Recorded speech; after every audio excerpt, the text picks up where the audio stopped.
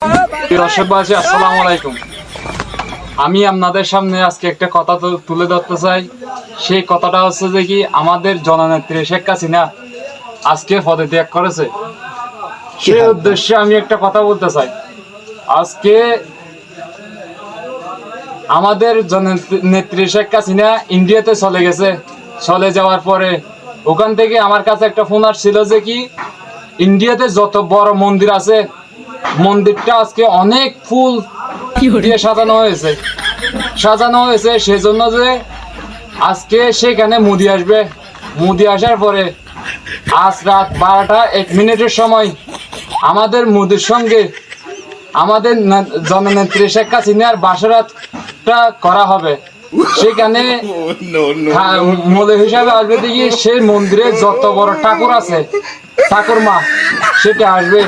সেটা আসার পরে আমাদের মোদির সাথে আমাদের জননেত্রী শেখ হাসিনার বিয়েটা কবুল হবে। সবাই বলেন নাউজুবিল্লাহ আস্তাগফিরুল্লাহ।